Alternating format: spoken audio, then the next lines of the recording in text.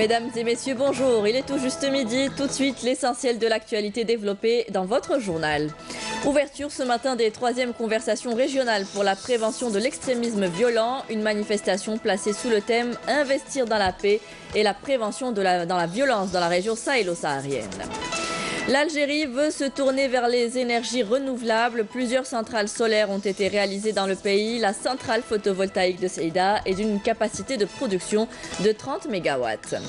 Et enfin, 3e journée des Jeux méditerranéens ce dimanche. Des athlètes algériens d'haltérophilie et de lutte associée doivent entrer en lice aujourd'hui. L'Algérie qui a décroché sa première médaille de bronze hier au karaté.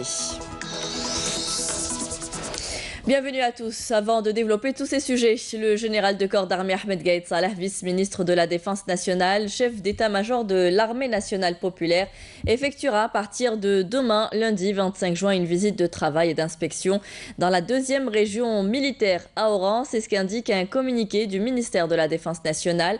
Le général de corps d'armée supervisera lors de cette visite un exercice tactique avec munitions réelles qui sera exécuté par les unités de la 36e brigade d'infanterie motorisée, et ce en couronnement de l'année de préparation au combat 2017-2018, et aura également à inspecter certaines unités de la région. La 3e édition des conversations régionales pour la prévention de l'extrémisme violent dans la région subsaharienne s'ouvre aujourd'hui à Alger. Cette initiative vise à créer un espace d'appropriation de l'approche de prévention de la violence dans l'espace sahélo-saharien. Cette manifestation est placée sous le thème « Investir dans la paix et la prévention de la violence dans la région sahélo-saharienne ».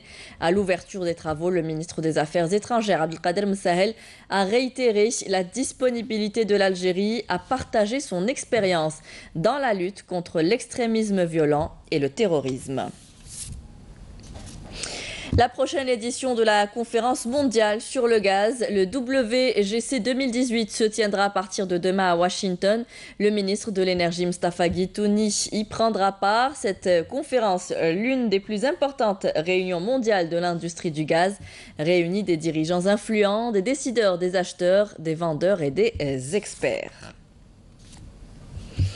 Des journées d'information sur le logement public promotionnel, le LPP, destiné aux membres de la communauté algérienne établie en Arabie Saoudite et aux Émirats Arabes Unis, ont débuté ce week-end. Le ministre de l'Habitat, de l'Urbanisme et de la Ville supervise le lancement ou a supervisé le lancement de ces sessions d'information. Naïma Haouch.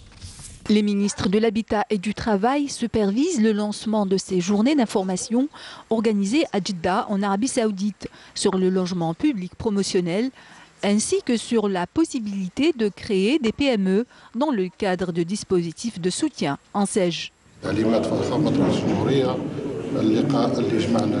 Conformément aux recommandations du programme du président de la République, cette rencontre nous permet de donner plus d'informations sur l'habitat et sur les modalités d'acquisition d'un logement dans le pays mère.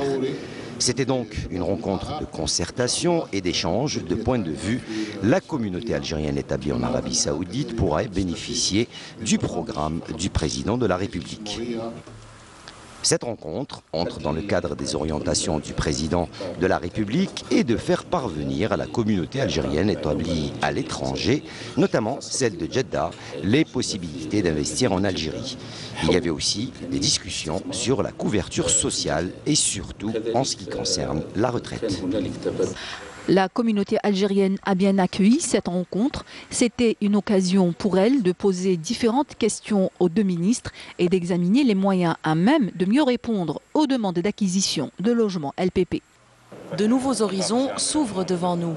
Ça nous permet aussi de mieux connaître le ministre de l'Habitat. On espère bénéficier davantage de programmes de logement. Je remercie les organisateurs de cette rencontre et surtout le président de la République pour cette initiative. Le ministre avait déjà indiqué que 17 225 souscripteurs de la communauté algérienne établie dans 93 pays s'étaient inscrits sur le site électronique dédié à la formule LPP depuis son lancement le 1er février 2018 jusqu'à juin.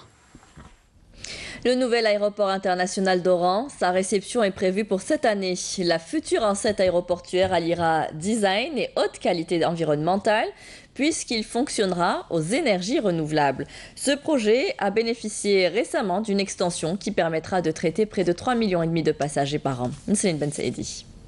Avec une enveloppe financière de 21 milliards de dinars, l'aéroport international Ahmed Ben Bella d'Oran permettra, une fois achevé, de doter la capitale de l'ouest du pays d'une infrastructure importante. Cette extension permettra d'ajouter 2 modules qui offriront la possibilité d'atteindre les 6 millions de passagers par an. L'aéroport يتسع 3,5 millions de passagers par an. Il est réalisé sur une surface au sol de 15 000 m² avec une surface totale approximativement de 41 000 m². La particularité de l'aéroport, c'est que nous avons avec une démarche HQE, haute qualité environnementale. Cette nouvelle infrastructure permettra de traiter simultanément 6 vols grâce à 6 trains d'embarquement direct depuis et vers l'avion. La pose de panneaux solaires de haute technologie en matière de production de l'énergie assurant 25% des besoins en électricité. On va traiter 6 vols en même temps. Ça va nous faire à peu près jusqu'à 800 passagers en même temps dans cette salle où nous tenons. Donc en plus de l'Hadira, il y a 6 avions, en plus des avions qui vont stationner, c'est-à-dire poste éloigné. Avant qu'elle marche, qu'elle va passer jusqu'à 20, jusqu'à 25 avions, Inch'Allah. C'est un projet qui entre dans le cadre du programme du président de la République, Abdelaziz Bouteflika. C'est un projet très important et dont les travaux de réalisation connaissent un rythme soutenu. On peut très bien le constater jour après jour. La mise en service de cette nouvelle infrastructure se fera vers la fin de l'année en cours avec un taux d'avancement de 90%.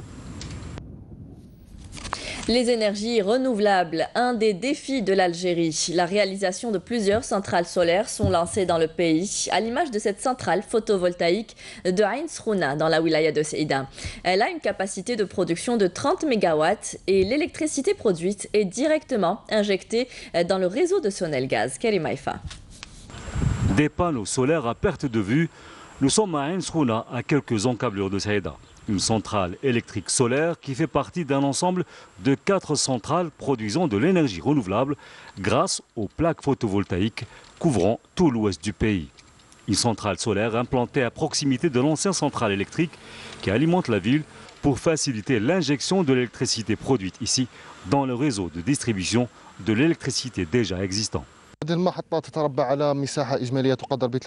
Cette centrale s'étend sur une superficie totale de 43 hectares avec 119 520 plaques photovoltaïques qui permettent de transformer l'énergie solaire en énergie électrique injectée directement dans le réseau électrique de Sonelgaz avec une capacité de production de 30 MW, soit 50 gigawatts par an.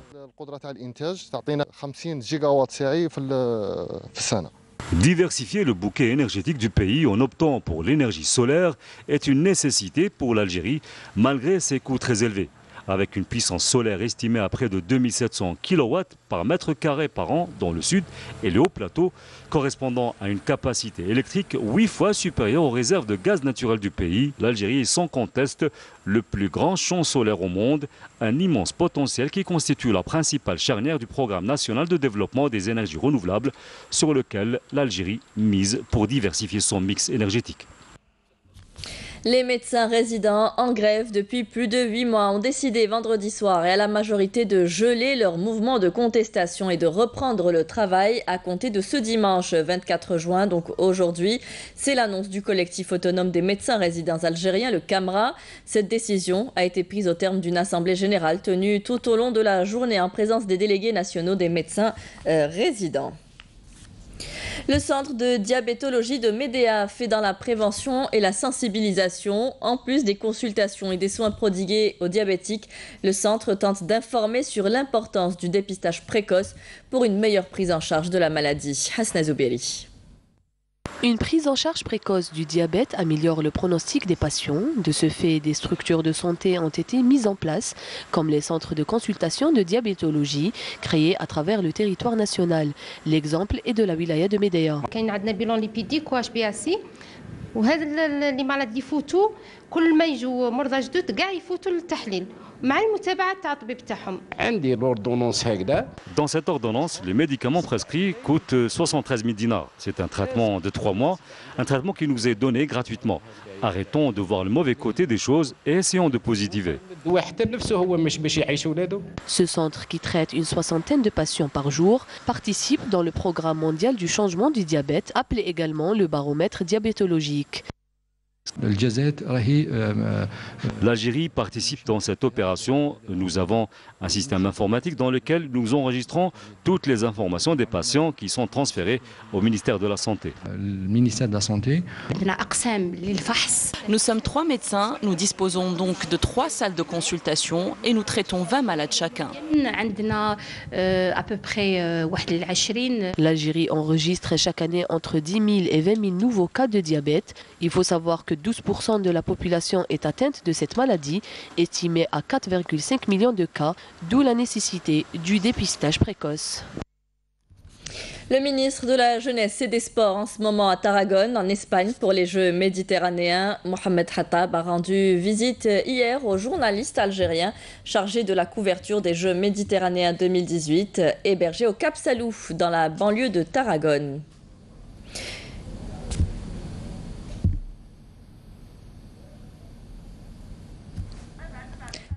Nous sommes venus pour s'enquérir sur la situation de nos confrères, situation de travail et d'hébergement. Ce matin, nous avons eu la chance et le devoir de visiter nos athlètes. Nous avons consacré l'après-midi pour nos confrères journalistes. C'est un devoir. Nous êtes en train d'accomplir une mission très noble pour couvrir, pour informer nos citoyens. C'est dans cette complémentarité que nous avons jugé utile de porter avec vous vos préoccupations, votre mission, afin bien sûr que vous puissiez accomplir votre séjour et votre mission dans de meilleures conditions. S'il y a contrainte, c'est aussi une occasion pour les annihiler.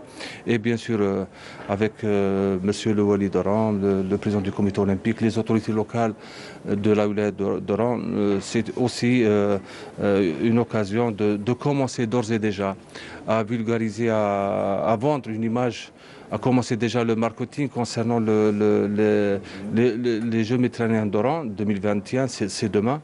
C'est pour toutes ces raisons que nous sommes là avec vous pour porter ensemble cette mission et cette mission noble, importante, qui va certainement donner de la joie à nos citoyens. Merci, monsieur. Le ministre de la Jeunesse et des Sports est également revenu sur le sort de l'entraîneur national Rabah Madjer qui risque d'être limogé de son poste. Je vous propose de l'écouter.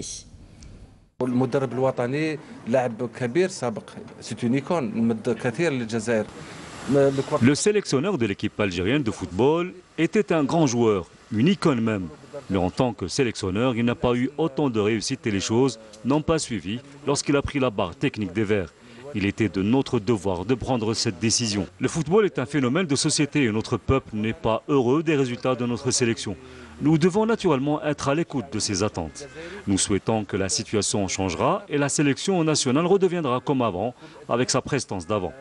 Car, et j'en suis sûr, les athlètes de l'équipe nationale ont du potentiel et ont la capacité de rebondir. Donc maintenant, il y a un travail immense à faire dans la formation. La génération d'aujourd'hui regrette, comme nous tous, nous regrettons ce qui s'est passé.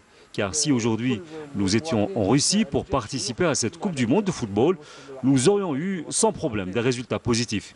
Et je le dis car je suis convaincu que les athlètes de la sélection nationale auraient pu réaliser leurs objectifs sans problème. C'est donc pour tout le monde une leçon à suivre et à méditer pour que l'Algérie soit présente aux côtés des autres nations dans les prochains rendez-vous sportifs.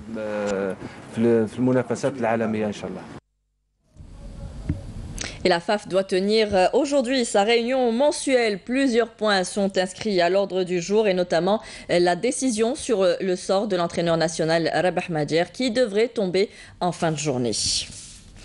La troisième journée des Jeux méditerranéens de Tarragone, prévue donc aujourd'hui, verra l'entrée en lice des athlètes algériens d'haltérophilie et de lutte associée. Et il semblerait que nous ayons déjà décroché la première médaille d'or algérienne en terre espagnole. Mortar Hamani, vous êtes en direct avec nous depuis Tarragone. Mortar, bonjour.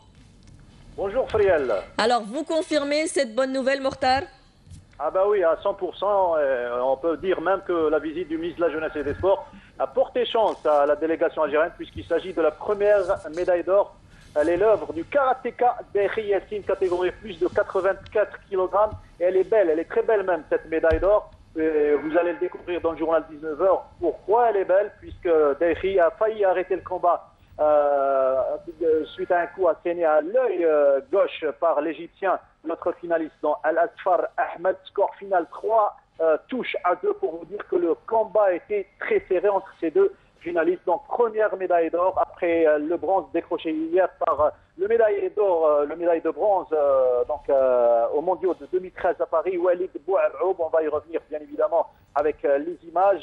D'autres chances de médaille aujourd'hui, vous l'avez dit, Friel Assari, en lutte, ou plutôt en natation avec Oussama Tahnoun, notre dauphin algérien qui a réalisé le deuxième meilleur temps des séries du 100 mètres nage libre avec 49 secondes et 3 centièmes. Oussama Tahnoun est bien parti pour atteindre le podium ce soir. C'est son objectif sur le 100 mètres et le 50 mètres nage libre. Il y a également l'entrée en lice. Et là, 3 médailles de bronze sont assurées par nos lutteurs. Le Laouni Abdelnour, catégorie 60 kg, 77 kg, Bachir Sida Azara et Boudjemlin Adem, 77 kg.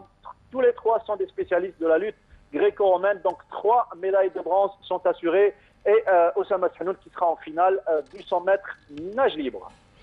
Merci Mortar Hamani pour toutes ces informations. Et comme vous l'avez dit à l'instant, le karaté a offert également hier une médaille de bronze à l'Algérie. Une médaille remportée par l'athlète Walid Bouaboub qui a décroché le bronze de la catégorie des moins de 75 kilos. Mortar Hamani. Il fallait attendre la fin de l'après-midi et oublier les éliminations des premiers engagés pour assister à la première consécration algérienne dans ces Jeux. Elle est en bronze et l'œuvre du karatéka Walid Bouaboub, catégorie moins de 75 kg. Opposé dans le match de repêchage pour le bronze à l'Espagnol Rodrigo Ibanaz, Bouaboub, médaillé de bronze lors des mondiaux de Paris 2013, a surmonté les difficultés et su revenir après un coup asséné par son adversaire pour s'imposer 2-0, un podium mérité pour l'enfant de Batna.